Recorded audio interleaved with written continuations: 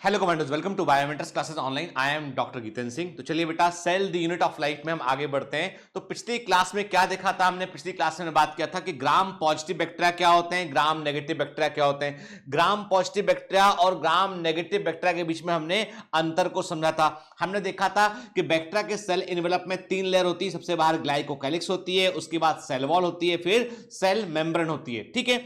फिर हमने ये भी कहा था कि तीनों के अलग अलग फंक्शन होते हैं, कंपोजिशन में अलग अलग होते हैं, लेकिन तीनों एक फंक्शन जो प्रोटेक्शन का फंक्शन है तीनों मिलकर करती हैं वो। ठीक है, ठीक, सेल को प्रोटेक्शन प्रोवाइड करना। फिर मैंने ये भी कहा था आपसे कि ग्लाइकोकैलिक्स जो होता है वो कैप्सूल के फॉर्म में हो सकता है या स्लाइम लेयर के फॉर्म में हो सकता है। ठीक है। फिर बैक्टीरिया की सेल वॉल की स्टेनिंग के आधार पर बैक्टीरिया को हमने 2 ग्रुप में डिवाइड किया था, ग्राम पॉजिटिव और ग्राम नेगेटिव बैक्टीरिया। ठीक है।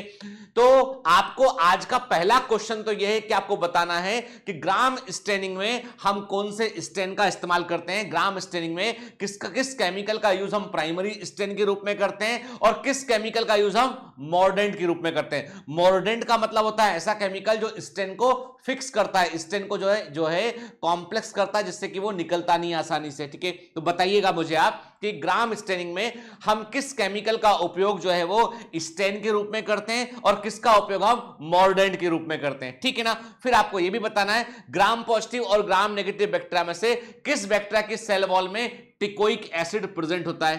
Clear?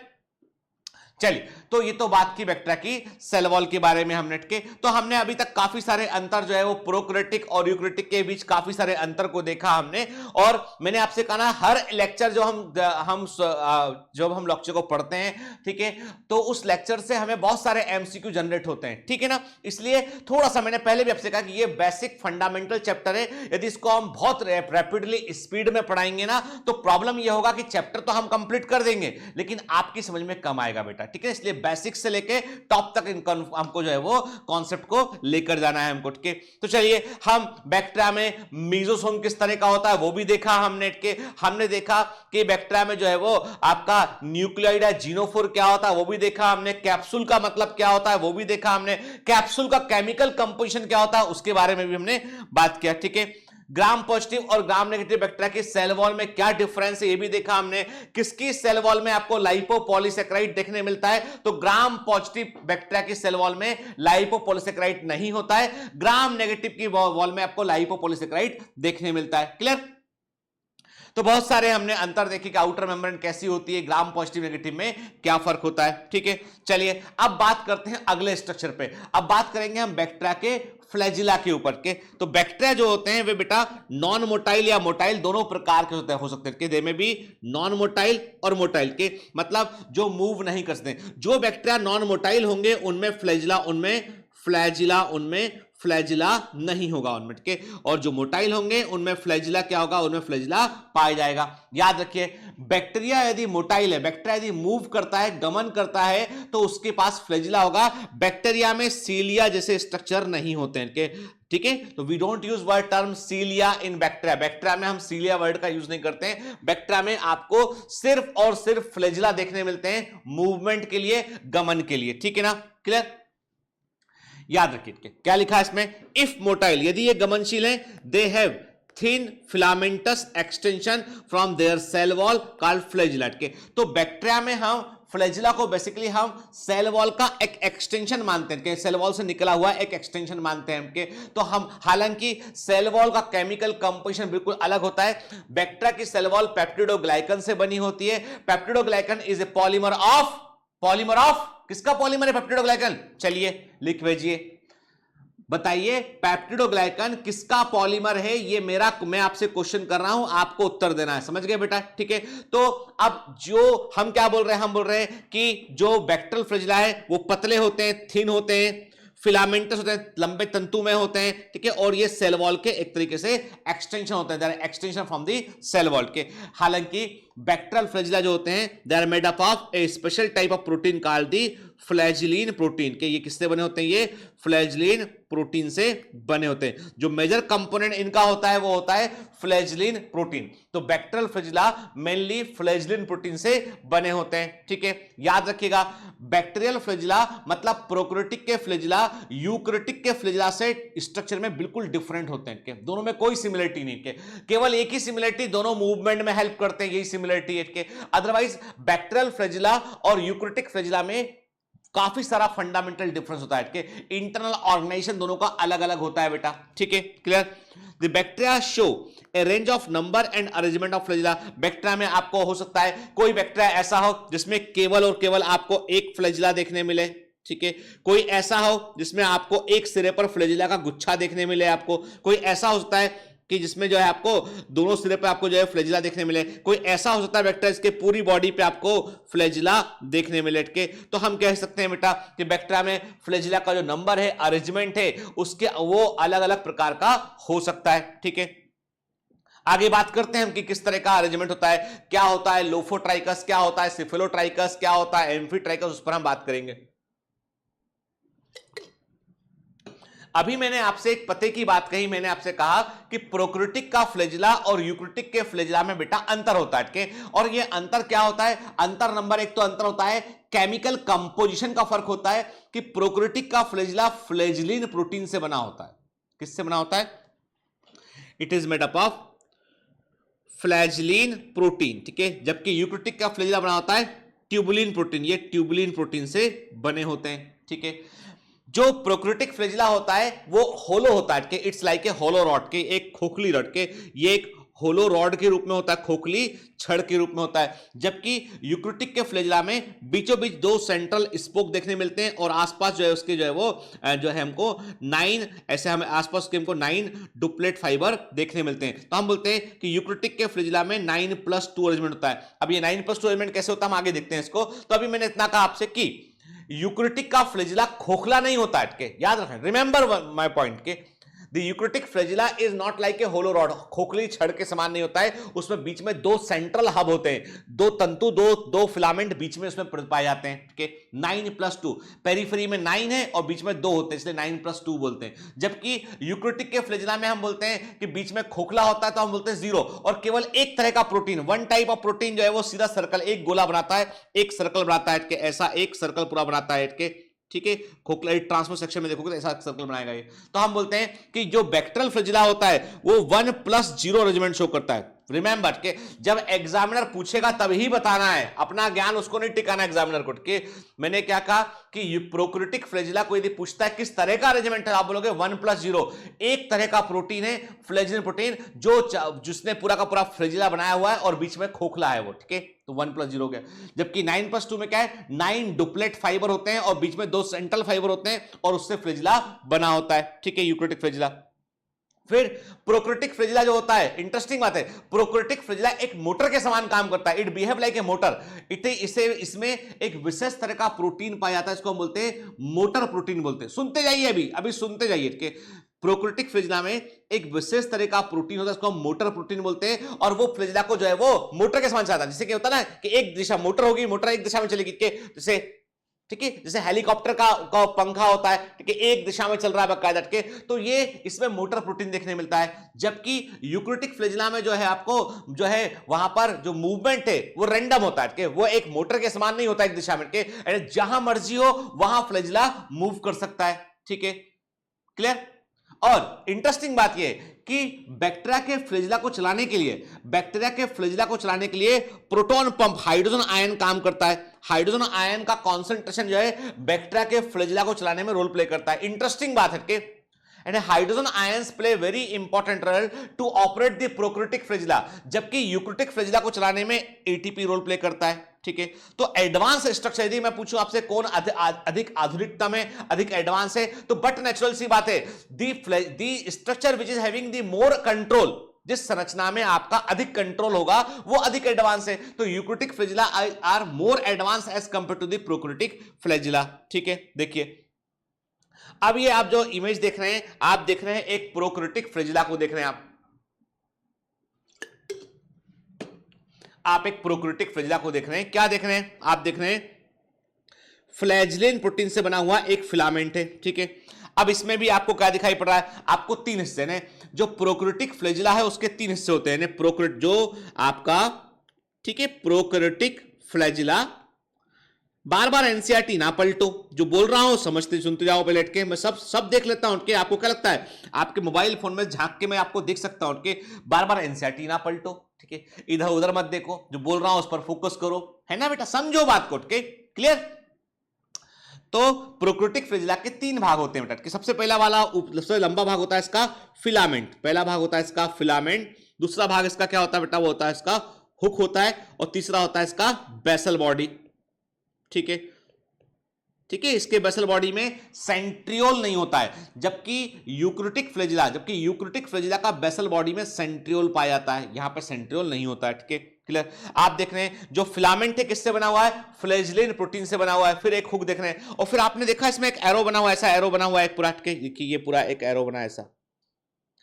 This shows rotational movement, के ये रोटेशनल मूवमेंट को दर्शाता है, ये बताता है कि इसकी जो गति होती है वो रोटेशन के समान होती है, एक दिशा में होती है, के फिर आप देख रहे हो कि आपको इसमें जो है वो, अब देखो आउटर मेम्ब्रेन वर्ड लिखा है यहां पे, आउटर मेम्ब्रेन लाइपोपॉलिसैकेराइड, तो ये बैक्टीरिया ग्राम पॉजिटिव है कि ग्राम नेगेटिव है? बट ऑब्वियस सी बात है, ये बैक्टीरिया है ग्राम नेगेटिव, के याद रखिएगा मोस्टली फ्लैजिला आपको ग्राम नेगेटिव बैक्टीरिया में देखने मिलते हैं, तो ये आपको जो है वो ग्राम नेगेटिव बैक्टीरिया दिखाई पड़ा, क्योंकि यहां पर आउटर मेम्ब्रेन एलपीएस प्रेजेंट है, जो ग्राम पॉजिटिव में नहीं होती है।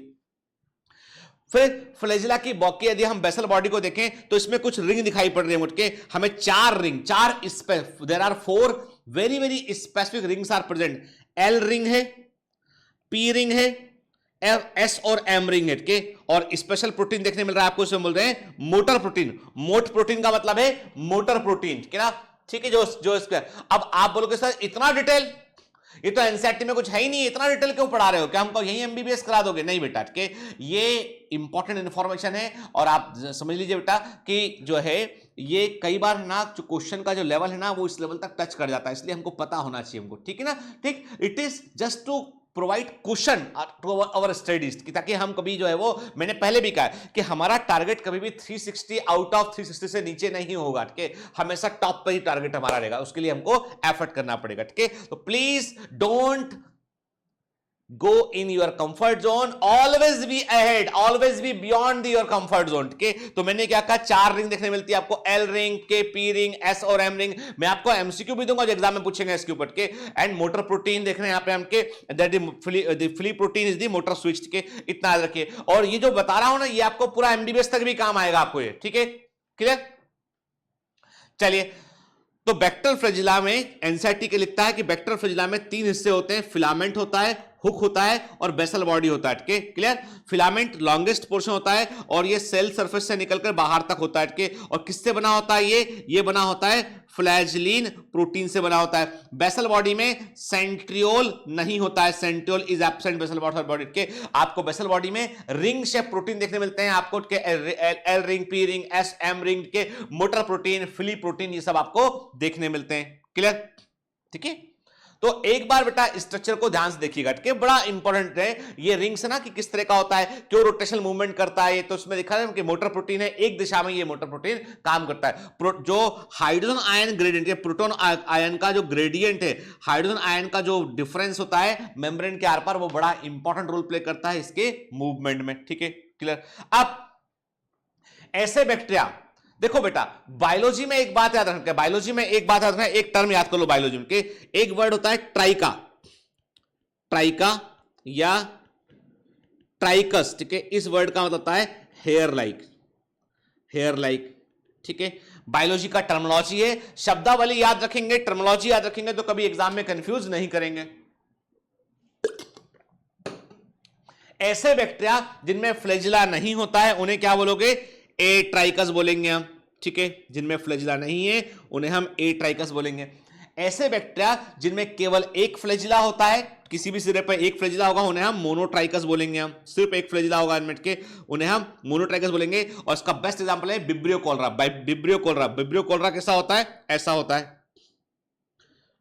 ठीक है? ये विब्रियो कोलरा होता है। फिर ऐसे बैक्टीरिया जिनमें फ्लैजिला जो है दोनों स्वरूप है, फ्लैजिला जो है दोनों एंड पर देखने मिलेगा, उसे क्या बोलेंगे, ऐसे बैक्टीरिया को हम बोलेंगे एम्फीट्राइकस बोलेंगे। हमने कहा ये एम्फीट्राइकस है।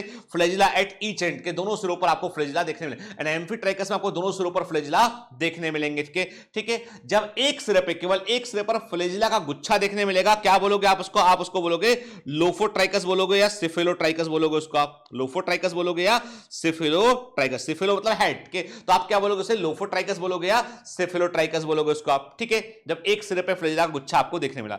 और वेरी वेरी इंपॉर्टेंट जो एग्जाम में कई बार आया बेटा, वो है जब पूरी बॉडी पर फ्लैजिला होंगे, क्या बोलोगे उसको? आप उसको बोलोगे आप उसको बोलोगे पेरिट्राइकस बोलोगे। और उसका बेस्ट एग्जांपल है Escherichia coli, Escherichia coli bacteria के। सबसे अधिक जिस बैक्टीरिया का स्टडी किया गया वो एस्चेरिचिया कोलाई बैक्टीरिया है, जो क्या होता है, जो कि पेरिट्राइकस होता है। क्लियर?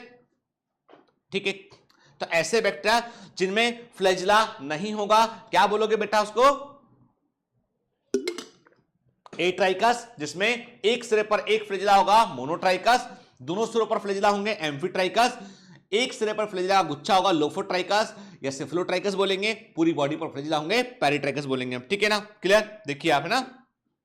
तो vibrio cholera is the best example, vibrio cholera is the best example of monotrichous के। तो ये जो एग्जांपल है बेटा, ये भी दिमाग में रखना है आपको के। Vibrio cholera is the best example of the monotrichous के। याद रखना है बेटा, माइक्रोबायोलॉजी, मेरी बात बड़े ध्यान सुनिएगा के, जो माइक्रोबायोलॉजी है, बैक्टीरियोलॉजी है, बैक्टीरिया की डिटेल इंफॉर्मेशन, बैक्टीरियोलॉजी है, ये ना 11th के एनसीईआरटी में दे रखा है, ना 12th के एनसीईआरटी में रखा है। 12th की एनसीईआरटी में microbes in human welfare chapter दे रखा है। ठीक है, कि कैसे माइक्रोबायोलॉजी काम आती है ह्यूमन वेलफेयर में। ठीक है, और 11th में दे रखा उन्होंने किंगडम मोनेरा, थोड़ा सा दे रखा उसमें उन्होंने। तो बैक्टीरियोलॉजी पूरा मिसिंग है इसमें, लेकिन एग्जामिनर के दिमाग में जो है वो बैक्टीरियोलॉजी का क्वेश्चन रहता है, इसलिए थोड़ा सा हमको बैक्टीरियोलॉजी के पॉइंट ऑफ व्यू से ये इंफॉर्मेशन दिमाग में रखनी चाहिए। ठीक है, क्लियर? चलिए, तो मैंने क्या कहा आपसे कि एक फ्लैजिला एक तरफ देखने मिलेगा, केवल एक ही फ्लैजिला होगा, तो वो है मोनोट्राइकस, विब्रियो कॉलरा के। फिर लोफोट्राइकस में आपको फ्लैजिला पे क्या होगा बेटा? आपको बंच ऑफ फ्लैजिला देखने मिलेगा एक सिरे पे आपको। तो स्यूडोमोनास फ्लोरोसेंस जो है वो लोफोट्राइकस बैक्टीरिया होता है। स्यूडोमोनास नोट कर लेना बेटा के, स्यूडोमोनास फ्लोरोसेंस लोफोट्राइकस बैक्टीरिया होता है। के फिर जब जो है फ्लैजिला आपको दोनों सिरों पर देखने मिलेगा, सिंगल फ्लैजिला हो या ग्रुप ऑफ फ्लैजिला हो, दोनों सिरों पर देखने मिलेगा, एम्फीट्राइकस बोलेंगे। तो इसका एग्जांपल है एक्वास्पेरिलम सर्पेंस। ठीक है, तो एक्वास्पेरिलम सर्पेंस बैक्टीरिया जो है वो कैसे होते हैं? वो एम्फीट्राइकस होते हैं। ठीक है, देन पेरिट्राइकस में क्या होगा? फ्लैजिला पूरी बॉडी पर देखने मिलेगा, और इसका एग्जांपल है साल्मोनेला टाइफी बैक्टीरिया, जो टाइफाइड करता है। और दूसरा एग्जांपल इसका लिख लेंगे हम एस्चेरिचिया कोलाई बैक्टीरिया के, ई कोलाई। ठीक है, साल्मोनेला टाइफी और एस्चेरिचिया कोलाई ऐसे बैक्टीरिया होते हैं जो कि पेरिट्राइकस बैक्टीरिया होते हैं, पूरी बॉडी पर इनके फ्लैजिला हमको देखने मिलते हैं। क्लियर? चलिए, तो हम समझ गए कि अब प्रोक्रिटिक और यूक्रिटिक फ्लैजिला में बिल्कुल सिंपलीफाइड तरीके से हम अंतर लिखें। यहां पे क्या अंतर होगा इसमें, तो हम एमसीक्यू के पॉइंट ऑफ व्यू से दिमाग में रखते हैं बेटा कि प्रोक्रिटिक फ्लैजिला जो होते हैं वो स्मॉलर होते हैं, सिंपलर स्ट्रक्चर होते हैं, स्मॉलर होते हैं, सिंपलर स्ट्रक्चर के होते हैं, साधारण संरचना के होते हैं। जबकि यूक्रिटिक फ्लैजिला जो होते हैं वो लार्जर होते हैं, बड़े होते हैं और कॉम्प्लेक्स संरचना के होते हैं। कि प्रोक्रिटिक फ्लैजिला या बैक्टीरियल फ्लैजिला जो होते हैं, they are made up of flagellin protein. ठीक है, ये फ्लैजिलिन प्रोटीन से बने होते हैं, बस इतना लिखिए कि मॉलिक्यूलर वेट लिखने की जरूरत नहीं है कि they are made up of flagellin protein. जबकि जो यूक्रिटिक फ्लैजिला है वो ट्यूबुलिन प्रोटीन से बने होते हैं, उनमें 9+2 माइक्रोट्यूबुल अरेंजमेंट देखने मिलता है। ट्यूबुलिन प्रोटीन से माइक्रोट्यूबुल बनता है और माइक्रोट्यूबुल के अरेंजमेंट से ये फ्लैजिला बनते हैं। ठीक है, तो इनमें क्या लिखा आपने? Tubulin protein, made up of tubulin protein, bracket में 9+2 माइक्रोट्यूबुल अरेंजमेंट के। तो 9+2 माइक्रोट्यूबुल अरेंजमेंट हमको यूक्रिटिक फ्लैजिला में देखने मिलता है। ठीक है, फिर आते हैं हम प्रोक्रिटिक फ्लैजिला पे। रोटेटरी मूवमेंट देखने मिलता है आपको, घूर्णन के मतलब एक पर्टिकुलर डायरेक्शन में ही फ्लैजिला मूव करता है। के रोटेटरी मूवमेंट, मोटर के समान आपको मूवमेंट यहां पे देखने मिलता है। जबकि यूक्रिटिक फ्लैजिला में आपको बेंडिंग मूवमेंट देखने मिलता है, किसी भी दिशा में ये फ्लैजिला काम कर सकते हैं। ठीक है, दे आर मोर प्रिसाइज कि कहां जाना है बैक्टीरिया को, उसको वो डिसाइड कर सकता है। जबकि ये जो प्रोक्रिटिक फ्लैजिला होते हैं, बैक्टीरिया को आगे जा रहा, मोटर चालू हो गया, जिस दिशा में बैक्टीरिया प्रेजेंट है वहां आगे बढ़ जाएगा। उसकी चॉइस नहीं है, चालू होगा फ्लैजिला तो वो जहां से वहां पहुंचा के मानेगा उनके। यहाँ पे क्या है, यहाँ पे बैक्टीरिया ने लेफ्ट जाना है राइट जाना है तो वो डिसाइड कर सकता है बैक्टीरिया के, ठीक है, मतलब यूकैरियोटिक ऑर्गेनिज्म डिसाइड कर सकता है। तो मैंने क्या कहा आपसे कि जो यूकैरियोटिक फ्लैजिला है वो बेंडिंग मूवमेंट शो करते हैं, प्रोकैरियोटिक फ्लैजिला जो होते हैं वो रोटेटरी मूवमेंट करते हैं। बैक्टीरियल फ्लैजिला में प्रोटॉन ड्रिवन होते हैं, हाइड्रोजन आयन के द्वारा वो ऑपरेट होते हैं, कि उसको ऑपरेट करने के लिए सीधा एटीपी खर्च नहीं करना पड़ता है, हाइड्रोजन आयन के कॉन्सेंट्रेशन पर वो ऑपरेट होते हैं प्रोकैरियोटिक फ्लैजिला के। जबकि यूकैरियोटिक फ्लैजिला जो होते हैं वो एटीपी ड्रिवन होते हैं, वो एटीपी के द्वारा वो ऑपरेट होते हैं। Adenosine triphosphate, energy currency of cell बोलते हैं उसको हम, ठीक है ना। मैंने सेल के अंदर जहां भी कोई भी काम कराना होता है ना, तो जैसे हम लोग रुपया पैसा खर्च करते हैं, वैसे सेल को कोई भी फंक्शन करना होता है तो वो एनर्जी करेंसी इस्तेमाल करती है, और उस एनर्जी करेंसी का नाम है एडेनोसिन ट्राइफॉस्फेट, ठीक है, क्लियर। तो ये तो हमको बात समझ में आई कि बैक्टीरियल फ्लैजिला प्रोकैरियोटिक फ्लैजिला कैसे होते हैं, उसके बारे में हमने बात की यहां पे मिनट के। अब देखो बैक्टीरिया की सरफेस पे क्या देख रहे हो आप, कुछ पिली या फिम्बरी देख रहे होते हैं आपके, मैंने कहा सरफेस पे कुछ उभार। देखो ये जो हिस्सा दिखाई पड़ रहा है बड़ा सा, ये तो हो गया फ्लैजिला, ये तो हो गया फ्लैजिला, इसके बारे में तो हम ऑलरेडी बात कर चुके हैं, ठीक है। इसके अलावा आपको जो उभार दिखाई पड़ रहे हैं ये क्या है, ये है पिली या फिम्बरी, ठीक है, पिली या फिम्बरी कहते हैं इनको, ठीक है, ठीक है, क्लियर। तो ये जो उभार है ये अटैचमेंट में हेल्प करते हैं। कुछ पिली ऐसे होते हैं जो आकार में बड़े होते हैं, दूसरे बैक्टीरिया से जाकर फ्यूज कर जाते हैं, तो वो कॉन्जुगेशन में हेल्प करते हैं, उन्हें हम सेक्स पिली कहते हैं, ठीक है, देखिए है ना। देखो ये पूरा नॉर्मल पिली आपको ये नॉर्मल पिली या फिम्बरी दिखाई पड़ रहे हैं। कुछ पिली ऐसे होते हैं साइज में जो बड़े आते हैं, और इनको हम क्या बोलते हैं, इनको हम सेक्स पिली बोलते हैं, दूसरे बैक्टीरिया से जाके फ्यूज करते हैं और जेनेटिक मटेरियल को ये ट्रांसफर करते हैं, ठीक है। तो सेक्स पिली हमको जो है बैक्टीरिया में सेक्सुअल रिप्रोडक्शन के समय देखने मिलता है, जब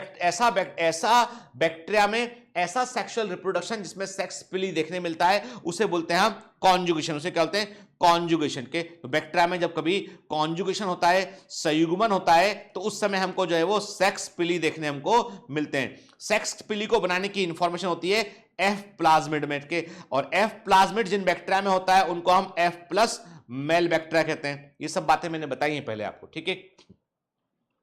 बैक्टीरिया में प्लाज्मिड सेक्सुअलिटी को भी डिसाइड करता है। ऐसे बैक्टीरिया जिनमें एफ प्लाज्मिड होता है उनको एफ प्लस मेल बैक्टीरिया बोलते हैं, और ऐसे बैक्टीरिया जो है सेक्स पिली को बनाते हैं जो कॉन्जुगेशन में हेल्प करता है, और कॉन्जुगेशन बैक्टीरिया में सेक्सुअल रिप्रोडक्शन की एक मेथड होती है, ठीक है, क्लियर। तो देखिए नॉर्मली जो पिली फिम्बरी होते हैं वो बैक्टीरिया को सरफेस से चिपकने में हेल्प करते हैं, उसको अटैच होने में वो हेल्प करते हैं, क्लियर।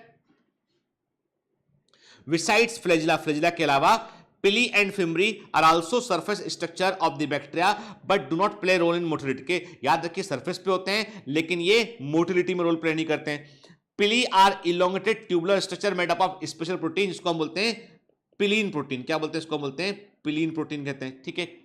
पिली जिस प्रोटीन से बने होते हैं उसको हम पिलीन प्रोटीन कहते हैं। हमके फिम्बरी जो होते हैं स्मॉल, फर्क इतना सा है कि fimbriae are more fine, fimbriae more fine होते हैं बड़ी संख्या में। टूथब्रश होता है ना, टूथब्रश में से बारीक बारीक हेयर निकले होते हैं बहुत सारे के, तो वैसे होते हैं इनके स्मॉल ब्रिसल लाइक फेवर होते हैं इनके, जो सेल से बाहर निकलते हैं, और उसकी तुलना में जिनका डायमीटर थोड़ा अधिक होता है, जो ट्यूबुलर दिखाई पड़ते हैं, उन्हें हम पिली कहते हैं। तो पिली और फिम्बरी में मामूली फर्क होता है स्ट्रक्चर करके, केमिकल कंपोजिशन के लेवल पर पिली फिम्बरी में कोई फर्क नहीं है, दोनों पिलीन प्रोटीन है। फिम्बरी भी पिलीन प्रोटीन से ही बना होता है और पिली भी पिलीन प्रोटीन से ही बना होता है, ठीक है। फर्क इतना सा है, जो बारीक तंतु के समान है, फाइबर के समान है, वो फिब्रिल है, और वो फिम्बरी है, और जो ट्यूबुलर है वो पिलीन है, पिली है, ठीक है। In some bacteria they are known to help to attach bacteria to rock in stream और also in the host tissue के। तो बेसिकली ये किस में हेल्प करते हैं, ये अटैचमेंट में हेल्प करते हैं, अटैचमेंट में ये हेल्प करते हैं, ठीक, क्लियर, ठीक। चलिए अब ये तो बात हुई पिली और फिम्बरी के बारे में। मैंने ये भी कहा आपसे कुछ पिली ऐसे होते हैं जो कॉन्जुगेशन में हेल्प करते हैं। अब आते हैं हम बैक्टीरिया के राइबोसोम के ऊपर, ठीक है। प्रोकैरियोटिक सेल के हम आखिरी हिस्से में हम बैक्टीरिया के राइबोसोम के ऊपर। बैक्टीरिया में आपको राइबोसोम देखने मिलता है, मैंने शुरू में से आपको कहा है कि ribosome is the ubiquitous cell organelle. वो ऐसा सेल ऑर्गेनेल है जो आपको हर सेल में देखने मिलेगा, आपको चाहे वो प्रोकैरियोटिक सेल हो चाहे यूकैरियोटिक सेल हो, क्योंकि ribosome are the protein factories of the cell. Cell की वो प्रोटीन बनाने वाली इकाइयां होती हैं, और यदि सेल में प्रोटीन नहीं बनेगा तो सेल काम नहीं कर सकती, क्योंकि सेल को का प्रोटीन है वो एंजाइम में कन्वर्ट होता है, और एंजाइम के बगैर मेटाबॉलिक रिएक्शन नहीं चल सकती है, क्लियर। अब फर्क ये कि प्रोकैरियोटिक का जो राइबोसोम होता है वो 70s टाइप होता है, जबकि यूकैरियोटिक का राइबोसोम होता है 80s टाइप होता है। एस का मतलब है स्वेडबर्ग यूनिट के, एस का मतलब है स्वेडबर्ग यूनिट के। ये अवसादन गुणांक होता है। कैसे निकालते हैं हम राइबोसोम, जब डिटेल में पढ़ेंगे तब बात करेंगे। अभी इतना याद रखिए कि 70S राइबोसोम के दो भाग होते हैं, 50S और 30S। तो अब मैथमेटिकली मत जोड़ना इसको, आप क्या बोलोगे 50 और 30 सर 80 हो गया, ऐसा मत बोलिएगा, ठीक है। यानी इसके दो हिस्से होते हैं, जब उनको हम सेडिमेंटेशन कोएफिशिएंट उसका निकालते हैं तो एक का 50 मिलता है, एक का 30 मिलता है, दोनों को जोड़ के निकालते हैं तो 70 मिलता है हमको, ठीक है। तो बायोलॉजी में 1 + 1 हमेशा 2 नहीं होता है, ठीक है। ये सेडिमेंटेशन कोएफिशिएंट एक मशीन पे चेक करते हैं इसको, अकेला होगा 50, एक यूनिट अकेला होगा 50S, दूसरा यूनिट होगा 30S, दोनों को जोड़ के देखोगे 70S। तो ऐसा राइबोसोम आपको प्रोकैरियोटिक में देखे मिलता है। यूकैरियोटिक में जो राइबोसोम होता है वो 80S का होता है, उसके दो हिस्से होते हैं 60S और 40S। क्लियर? चलिए हम देख रहे हैं, यहां पे हमें दिखाई पड़ा दो सब यूनिट है, ये है 50S और ये 30S के, और दोनों को मिलाकर जो राइबोसोम बन रहा है वो क्या है, वो है दोनों को मिलाकर जो राइबोसोम बन रहा है वो है 70S के। तो आप देखिए दो है, यानी ribosome are made up of 2 unequal subunit. Ribosome दो असमान उप इकाइयों से बने होते हैं। यदि राइबोसोम में आप देखोगे तो राइबोसोम में याद रखना बेटा, राइबोसोम ऐसे सेल ऑर्गेनल होते हैं जिनमें की मेम्ब्रेन नहीं होती, they are non membranous, they are non membranous, के इनमें मेम्ब्रेन नहीं होती है, ठीक है। They are made up of RNA and protein, ये आरएनए और प्रोटीन से बने होते हैं, राइबो न्यूक्लियोप्रोटीन होते हैं। इनमें जो आरएनए होता है उसको राइबोसोमल आरएनए कहते हैं। They are involve in the protein synthesis, ये प्रोटीन बनाने में रोल प्ले करते हैं। They work as a platform, ये प्लेटफॉर्म के समान काम करते हैं। जो एमआरएनए का मतलब होता है मैसेंजर आरएनए, मतलब एमआरएनए डीएनए का सेक्रेटरी है। डीएनए यदि बॉस है तो उसका सेक्रेटरी कौन है, जो इंफॉर्मेशन लेके आता है कि बॉस ने ऐसा बोला है, सेक्रेटरी है एमआरएनए। एम का मतलब मैसेंजर, किसका मैसेंजर, डीएनए का मैसेंजर। और वो मैसेंजर के मैसेज के आधार पर मशीनें काम करती, मशीनें बोले तो राइबोसोम काम करते हैं। तो उस मैसेज को पढ़ना पड़ता है, क्या लिखा है उसमें। तो राइबोसोम की दोनों सब यूनिट जो होती है वो एमआरएनए को पकड़ती है, मैसेज को पढ़ती है और उसके अकॉर्डिंग वो अमाइनो एसिड को बारी बारी बुलाती है और जोड़कर वो प्रोटीन चेन को तैयार करती है, ठीक है। तो सेल के अंदर प्रोटीन सिंथेसिस का मतलब होता है कि एमिनो एसिड को जोड़कर प्रोटीन चेन को बनाना, और एमिनो एसिड को जोड़ने के लिए जो बॉन्ड बनते हैं वो कहलाते हैं पेप्टाइड बॉन्ड। क्या बोलते हैं उनको हम, पेप्टाइड बॉन्ड कहते हैं, ठीक है। तो आप देख रहे हैं आपको यहां पे इमेज में प्रोकैरियोटिक और यूकैरियोटिक राइबोसोम दिखाई पड़ रहे हैं। प्रोकैरियोटिक राइबोसोम जो होते हैं वो क्या होते हैं, वो 70S होते हैं। यूकैरियोटिक राइबोसोम क्या होते हैं, वो 80S होते हैं। यूकैरियोटिक राइबोसोम 80S होते हैं के। 70S राइबोसोम की दो उप इकाइयां होती हैं बेटा, दो सब यूनिट होती हैं, 50S और 30S के। 70S जो राइबोसोम है उसकी दो उप इकाइयां होती हैं, एक सब यूनिट होती है 50S, दूसरी 30S के। और आप बोलोगे सर ये दोनों सब यूनिट जुड़ती कैसे, दोनों सब यूनिट को जोड़ने में एक mineral ion important role play करता है, उसका नाम है मैग्नीशियम आयन के। Magnesium ion play very important role to join the subunit of ribosome, ठीक है। जो 50S सब यूनिट होती है उसमें दो तरह के राइबोसोमल आरएनए होते हैं। जो 50S सब यूनिट होती है उसमें दो तरह के राइबोसोमल आरएनए होते हैं, एक 23S होता है और एक 5S होता है, ठीक है। जो 30S सब यूनिट होती है उसके अंदर केवल एक तरह का राइबोसोमल आरएनए होता है, वो 16S राइबोसोम आरएनए होता है, ठीक है। यानी राइबोसोम यदि 70S है तो उसके अंदर आपको 70S राइबोसोम में आपको तीन प्रकार के राइबोसोमल आरएनए देखने मिलते हैं, 23S, 5S और 16S के। 23S और 5S लार्जर सब यूनिट में होते हैं और 16S स्मॉलर सब यूनिट में होते हैं। दिमाग में रखिए इस बात को, ठीक है। जब यूकैरियोटिक राइबोसोम होगा तो वो 80S राइबोसोम होगा और उसमें जो है आपको दो सब यूनिट मिलेगी, 60S और 40S के। 60S सब यूनिट में तीन तरह के राइबोसोमल आरएनए होंगे और 40S में एक तरह का होगा, मतलब टोटल राइबोसोम में चार तरह के राइबोसोमल आरएनए होंगे, ठीक है। जो 60S सब यूनिट है उसमें 20S राइबोसोमल आरएनए होगा, 5S राइबोसोम आरएनए होगा और 5.8S राइबोसोम आरएनए होगा, ठीक है। और 40S में क्या होगा, वो 18S राइबोसोम आरएनए आपको देखने मिलेगा, ठीक है ना।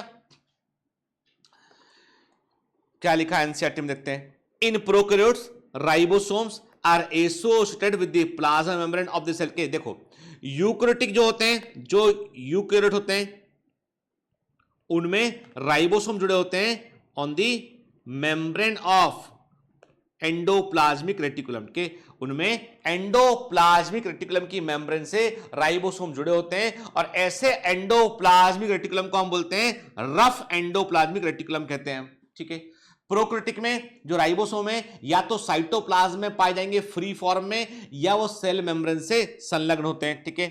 दे are 15 to 20 nanometre in size, made up of 2 सब यूनिट 50s और 30s से बने होते हैं। जब दोनों एक साथ होंगे तो वो 70s प्रोकैरियोटिक राइबोसोम कहलाएंगे। वेरी वेरी इंपॉर्टेंट के तो हमने थोड़ा सा एक लेवल आगे बढ़ के राइबोसोम आरएनए के बारे में भी हमने बात किया और नोट किया। नोट किया कि नहीं किया आपने? नोट कर लिया करो, ठीक है, clear. Ribosomes are the site of protein synthesis के दे आर दी प्लेटफॉर्म जहां पर कि एमआरएनए ट्रांसफर आरएनए होता है। देखो तीन तरह के सेल के अंदर तीन तरह के आरएनए होते हैं। अभी हम मॉलिक्यूल वाले डिटेल में पढ़ेंगे। एक होता है राइबोसोम आरएनए होता है जो राइबोसोम का हिस्सा होता है।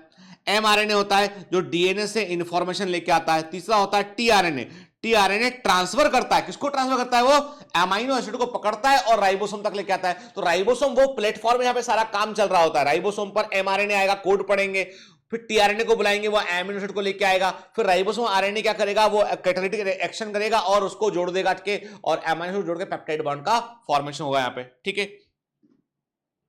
सेवरल राइबोसोम्स में attach to a single mRNA and form a chain called the polyराइबोसोम और पॉलीसोम के। तो प्रोकैरियोटिक में क्या होता है? प्रोकैरियोटिक में कुछ राइबोसोम ऐसे होते हैं जो सेल मेम्ब्रेन से जुड़े होते हैं, ठीक है। मोस्ट ऑफ द राइबोसोम ऐसे होते हैं जो साइटोप्लाज्म में फ्री होते हैं, ठीक है। तो क्या हुआ? एक एमआरएनए आया डीएनए से निकल के, एक एमआरएनए, ये मैंने कहा ये एक एमआरएनए, ये प्रोटीन बनाने के लिए आया, ठीक है। अब जो राइबोसोम है वो क्या कर रहे हैं? राइबोसोम जुड़ गए, स्मॉल सब यूनिट, लार्ज सब यूनिट, स्मॉल सब यूनिट, लार्ज सब यूनिट, स्मॉल सब यूनिट, लार्ज सब यूनिट, यानी एक की बजाय कई सारे राइबोसोम इसको जुड़ गए इससे और इसको पढ़ रहे हैं, इसकी मैसेज को वो पढ़ रहे हैं प्रोटीन बनाने के लिए, क्या, ठीक है, क्लियर। इस स्ट्रक्चर को बोल दिया हमने पॉलीराइबोसोम। क्या बोला इसको हमने? पॉलीराइबोसोम बोला इसको हमने, या हमने इसको बोला पॉलीसोम कहा के। पॉलीसोम एक बात को इंडिकेट करता है कि पॉलीसोम बोला मतलब एमआरएनए पर राइबोसोम जुड़ा हुआ है, इसका मतलब प्रोटीन बनाने का काम चल रहा होता है। तो पॉलीसोम को हम यूनिट ऑफ प्रोटीन सिंथेसिस भी कहते हैं। हम ऐसा मानते हैं कि पॉलीसोम प्रोटीन के बनने को रिप्रेजेंट कर रहा होता है। तो राइबोसोम आरएनए जो है वो मतलब राइबोसोम जो है वो एमआरएनए से जुड़ा हुआ है, इसलिए जो यहां पर प्रोटीन बन रहा होता है, ठीक है, क्लियर। तो अब ये है पॉलीसोम, इसे बोलते हैं पॉलीसोम के। तो हमें क्या लगता है? हमें लगता है ये ऐसा दिखाई पड़ता है हमें, ये बीट्स ऑन स्ट्रिंग के धागे पर मोती के समान हमको ये दिखाई देता है कि बीट्स ऑन स्ट्रिंग के, यानी एक धागा है जो एमआरएनए उस पर कई सारे मोती जुड़े हुए हैं, वैसा हमको ये दिखाई पड़ता है, ठीक है।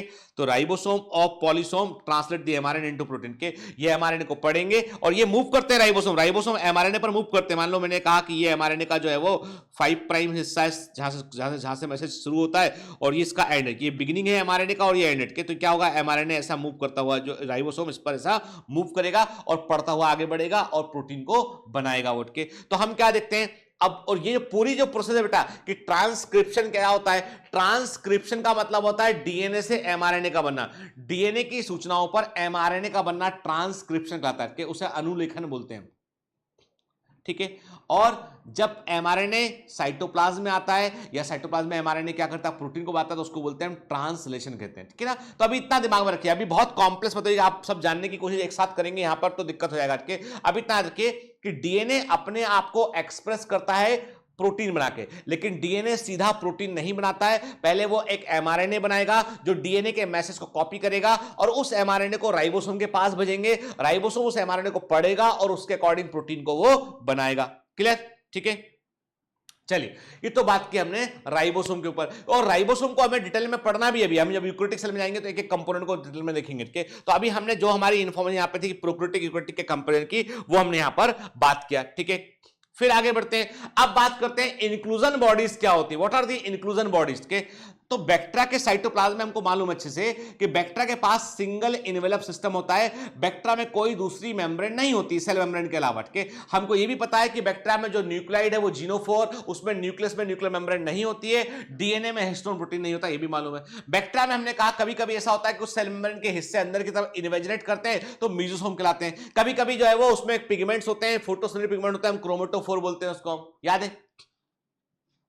अब कभी कभी मोस्ट ऑफ द बैक्टीरिया में आप झांक के देखेंगे साइटोप्लाज्म में, तो आपको राइबोसोम बिखरे हुए दिखाई पड़ेंगे, साथ में कुछ आपको ऐसे केमिकल दिखाई पड़ेंगे जो नॉन लिविंग है, जो लिविंग कंपोनेंट नहीं है, पर वो एनर्जी का सोर्स है, एनर्जी इकट्ठी उनके अंदर या फॉस्फेट इकट्ठा है उसके अंदर। तो ऐसे इंक्लूजन्स, ऐसे पदार्थ जो आपको लिविंग बैक्टीरियल सेल के साइटोप्लाज्म में देखने मिलते हैं, उनको हम इंक्लूजन बॉडीज कहते हैं।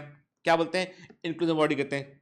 Reserve material in prokaryotic cell are stored in the cytoplasm in the form of inclusion bodies। के प्रोकैरियोटिक सेल के साइटोप्लाज्म में कुछ संग्रहकर्ता पदार्थ या संग्राहक पदार्थ पाए जाते हैं जिनको हम इंक्लूजन बॉडीज कहते हैं, और ये सेल मेम्ब्रेन से नहीं घिरे होते हैं। They are not bound by any membrane system. ये lies freely in the cytoplasm में फ्रीली पाए जाते हैं। इनके ये होते हैं phosphate granule, cyanophycin granule and glycogen granule के ये कण होते हैं। फॉस्फेट ग्रेन्यूल होते हैं, साइनोफाइसिन ग्रेन्यूल होते हैं। साइनोफाइसिन ग्रेन्यूल आपको ब्लू ग्रीन एल्गी या साइनोबैक्टीरिया में देखने मिलते हैं। साइनोफाइसिन ग्रेन्यूल आपको ब्लू ग्रीन एल्गी या साइनोबैक्टीरिया में आपको देखने मिलते हैं, ठीक है ना। इसके अलावा कुछ बैक्टीरिया होते हैं पानी में, वाटर में पाए जाते हैं, वो उनमें बायोन्सी प्रोवाइड करने के लिए, तैरने में हेल्प करने के लिए उनमें जो है गैस वैक्यूल देखने मिलते हैं। ब्लू ग्रीन एल्गी में और पर्पल ग्रीन फोटोसिंथेटिक बैक्टीरिया में आपको ये गैस वैक्यूल भी देखने मिलते हैं, ठीक है। ठीक, अब एक जो हम कहते हैं इसमें एक जो बड़ा इंपॉर्टेंट इंक्लूजन है वो होता है इनमें पॉलीफॉस्फेट ग्रेन्यूल या वोल्यूटिन ग्रेन्यूल। क्या होता है? वो होता है वोल्यूटिन ग्रेन्यूल, के एग्जाम में पूछा गया है, वोल्यूटिन ग्रेन्यूल या पॉलीफॉस्फेट ग्रेन्यूल, ठीक है ना। Volutin granule function as storage reservoir of phosphate an important component of cell constituent as such as nucleic acid के। तो बैक्टीरियल सेल के अंदर जो फॉस्फेट का संग्रह होता है वो वोल्यूटिन ग्रेन्यूल के फॉर्म में होता है, ठीक है। In some cell, they act as an energy reserve and polyphosphate can serve as energy source of the of reaction के। कुछ बैक्टीरिया में क्या होता है, ये फॉस्फेट का संग्रह होता है, वो एनर्जी को, उसमें हाई एनर्जी बॉन्ड भी होते हैं, एनर्जी प्रोवाइड करने में भी रोल करता है, प्ले करता है। इसे हम मेटाक्रोमेटेड ग्रेन्यूल भी कहते हैं। इस समय इसको हम मेटाक्रोमेटेड ग्रेन्यूल भी कहते हैं। जब एनर्जी प्रोवाइड करेगा तो उसको मेटाक्रोमेटेड ग्रेन्यूल भी कहते हैं, ठीक है। इसके अलावा कुछ बैक्टीरिया ऐसे होते हैं, इंटरेस्टिंग बात है, हमारी अर्थ का अपना एक मैग्नेटिक फील्ड है, हम जानते हैं कि नॉर्थ पोल साउथ पोल, जानते हैं ना आपके। तो कुछ बैक्टीरिया ऐसे होते हैं जिनमें कुछ ऐसी इंक्लूजन बॉडीज होती है जो मैग्नेटिक फील्ड को महसूस कर सकती है इनके। और बैक्टीरिया आपको पर्टिकुलर पैटर्न में देखने मिलेगा, आपको हर कहीं ये बैक्टीरिया देखने नहीं मिलेगा। आपको अर्थ का जो मैग्नेटिक फील्ड है, उस मैग्नेटिक फील्ड में बैक्टीरिया आपको अरेंज होते हुए मिलेंगे आपको। इस अर्थ पर आप देखेंगे बैक्टीरिया को ढूंढेंगे, तो जैसे मान लो मैंने कहा कि ये अर्थ का एक मैग्नेटिक फील्ड है, ये तो उसी मैग्नेटिक फील्ड के अकॉर्डिंग बैक्टीरिया अपने आपको अरेंज करते हैं। तो इनके इंक्लूजन को मैग्नेटोसोम बोलते हैं। तो ये कुछ बैक्टीरिया ऐसे होते हैं जिनमें आपको एक विशेष तरह की इंक्लूजन बॉडी देखने मिलती है जिसको हम मैग्नेटोसोम कहते हैं, और ये अर्थ के मैग्नेटिक फील्ड के अकॉर्डिंग बैक्टीरिया अपने आपको अरेंज कर पाते हैं। और इनके पास क्या होता है, इनके पास में आयरन होता है मैग्नेटाइट के फॉर्मेट के, इनके पास आयरन होता है मैग्नेटाइट के फॉर्म में, जिसको हम मैग्नेटोसोम कहते हैं, और जो अर्थ के मैग्नेटिक फील्ड को पहचानने में हेल्प करता है इनकी, ठीक है।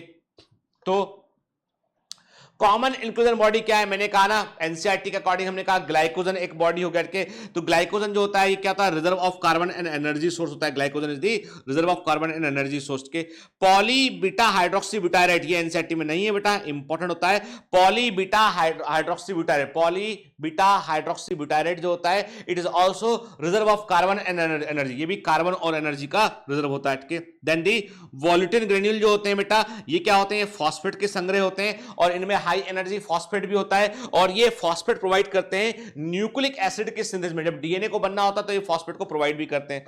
फिर सल्फर ग्लोब्यूल्स भी देखने मिलते हैं कुछ बैक्टीरिया में। कुछ बैक्टीरिया में आपको जो है सल्फर के ग्लोब्यूल्स भी देखने मिलते हैं, जो एक प्रकार से एनर्जी के सोर्स के रूप में भी काम करते हैं, ठीक है। क्लियर? चलिए, तो अभी हम जो है हमारा जो है यहां पर हमने आपसे कहा कि हमारा ये वाला हिस्सा जो है वो पूरा होता है। मतलब अब यहां पे क्या किया बेटा, हमने यहां पर जो है वो प्रोकैरियोटिक बैक्टीरिया जो है उसके बारे में हमने कहा, जो हमारे एनसीईआरटी में इंफॉर्मेशन दे रखी थी, पूरी एक एक चीज को हमने ध्यान से पढ़ा बैठ के। नाउ फ्रॉम नेक्स्ट क्लास, अगली क्लास से हम जो है वो इंटर करेंगे कहां पर, यूकैरियोटिक सेल में इंटर करेंगे। और मैंने पहले भी आपसे कहा था, जब हम यूकैरियोटिक सेल में इंटर करेंगे ना, तो सब्र के साथ आप बिल्कुल टूरिस्ट बन के साथ चलेगा, ठीक है। आप और मैं हाथ पकड़कर साथ चलेंगे, मैं आपको बताऊंगा कि ये सेल वॉल इसमें ऐसा होता है, ये सेल मेम्ब्रेन इसमें ऐसा होता है। तो हम सेल को पूरे एक टूरिस्ट के नजरिए से देखेंगे। वी शुड इमेजिन दैट कि हम सेल के अंदर एज ए टूरिस्ट अंदर जा रहे हैं और हम एक सामना कर रहे हैं किसका, सबसे पहले cell wall, middle lamella, cell wall, ठीक है, देन सेल मेम्ब्रेन, अंदर जाके फिर देखेंगे हम कि हमें कौन सा सेल ऑर्गेनल पढ़ना है, वो हम डिसाइड करेंगे अंदर के, वो भी मैं आपको बताऊंगा कैसे डिसाइड करेंगे उसको हम। तो बिल्कुल हमको सब्र के साथ जो है वो, क्योंकि यूक्रेटिक सेल पे मैं आपको बता दूं, साइटोलॉजी एक ऐसा चैप्टर है जहां से हर साल एग्जाम में बड़ी संख्या में क्वेश्चन पूछे जाते हैं इनके, और इस चैप्टर का संबंध कई सारे चैप्टर से, इसलिए इसको अच्छे से समझेंगे ना तो आगे फिजियोलॉजी समझने में बड़ी आसानी होगी। और मैं कहता हूं आपसे कि 30% तक फिजियोलॉजी का हिस्सा जो है वो यहीं कवर रहता है साइटोलॉजी के दौरान ही, ठीक है ना, क्लियर।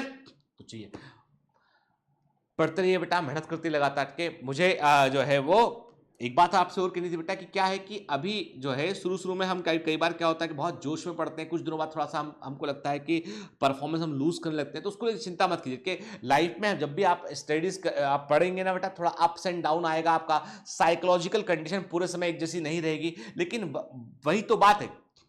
मैंने यदि आपको कमांडो कहा है, और यदि आपने कमांडो वाली प्रतिज्ञा, याद है लेक्चर 1 में शुरुआत में हमने रखे, यदि कमांडो की आपने प्रतिज्ञा ली है तो आपको इन अप्स एंड डाउन से डरना नहीं है, आपको लगातार चलते रहना है, लगातार मेहनत करते रहना है बेटा, सफलता जरूर मिलेगी। All the best.